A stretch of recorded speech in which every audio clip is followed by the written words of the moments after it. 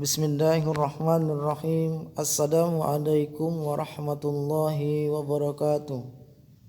Alhamdulillahilladzi khalaqal mauta wal hayata liyabluwakum ayyukum ahsanu amala.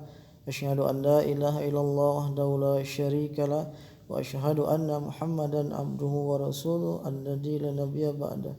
Anak Bapak yang dirahmati Allah Subhanahu wa taala, mari kita lanjutkan pembelajaran kita pada hari ini. Pada pertemuan kali ini kita masih membahas tentang iman kepada kitab-kitab Allah, terkhusus kepada Al-Quran. Apa itu Al-Quran?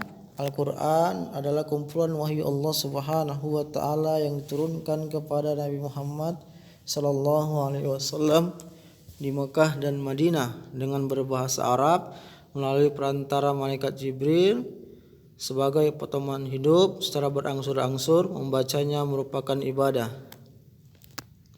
Proses diturunkannya Al-Quran kepada Nabi Muhammad SAW. Yang pertama, malaikat memasukkan wahyu itu ke dalam hati Nabi Muhammad. Yang kedua, malaikat menampakkan sebagai seorang laki-laki yang mengucapkan kata-kata kepada Nabi Muhammad. Yang ketiga, wahyu datang kepada Nabi Muhammad seperti suara lonceng. Malaikat menampakkan dirinya kepada Nabi Muhammad dalam wujud yang asli. Manfaat diturunkannya Al-Quran bagi umat manusia secara berangsur-angsur. Pertama, agar lebih mudah dimengerti dan dilaksanakan. Yang kedua, turunnya Al-Quran sesuai dengan peristiwa yang terjadi. Yang ketiga, memudahkan untuk diingat dan dihafal. Yang keempat, di antara ayat Al-Quran ada yang merupakan jawaban-jawaban dari pertanyaan. Kedudukan Al-Quran adalah sebagai kumpulan wahyu Allah Subhanahu wa taala. Yang kedua, sumber hukum Islam yang pertama. Fungsi Al-Quran.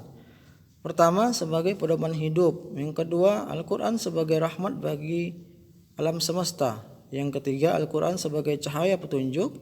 Yang keempat, Al-Quran sebagai peringatan. Yang kelima, Al-Quran sebagai penerangan dan pembeda. Yang keenam, Al-Quran sebagai pelajaran. Yang ketujuh, Al-Quran sebagai sumber ilmu. Yang kedelapan, Al-Quran sebagai hukum. Yang kesembilan, Al-Quran sebagai obat penyakit. Yang kesepuluh, Al-Quran sebagai pemberi kabar gembira. Yang kesebelas, Al-Quran sebagai pedoman melakukan pencatatan. Isi kandungan Al-Quran dilihat dari segi kualitas. Al-Quran terdiri dari akidah. Akidah itu tentang keyakinan, akhlak, perilaku, ibadah, kemudian syariah dan muamalah. Dari segi kuantitas, Al-Quran terdiri dari 30 juz, 114 surat, 6.236 ayat. Kemudian 325.345 huruf. Kemudian 74.437 kosakata. Nama-nama lain dari Al-Quran. Pertama, Al-Huda artinya petunjuk. Yang kedua, Al-Furqan artinya pembeda. Yang ketiga, Asy-Syifa artinya sebagai obat. Az-Zikir artinya peringatan. Kemudian yang kelima, Al-Kitab artinya firman Allah Subhanahu wa taala. Al-Quran diturunkan pada tanggal 17 Ramadan atau yang kita kenal dengan nuzul Quran. Al-Quran turunkan secara berangsur-angsur selama 22 tahun, 2 bulan, 22 hari atau digenapkan 23 tahun.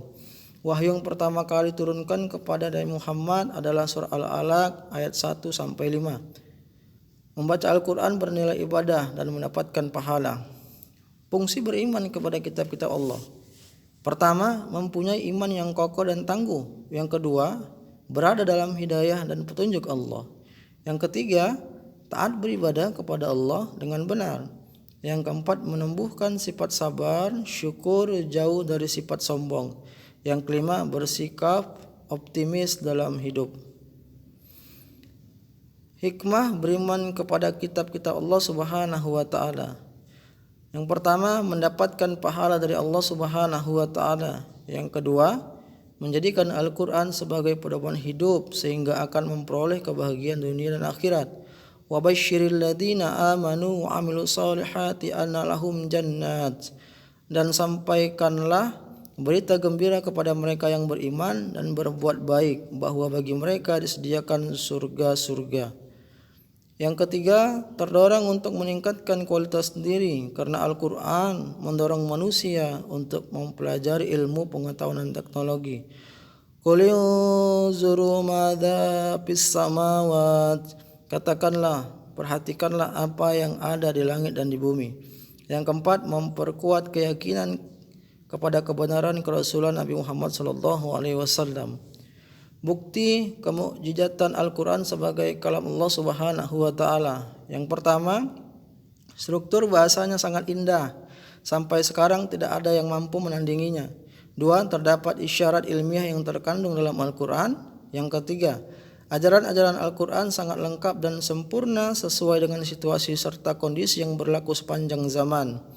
Empat, adanya ayat-ayat yang menjelaskan masa-masa yang akan datang, yang berada di luar jangkauan akal manusia dan yang akan dialami manusia, seperti kehidupan di alam barzah dan alam akhirat. Demikian yang dapat Bapak sampaikan. Assalamualaikum warahmatullahi wabarakatuh.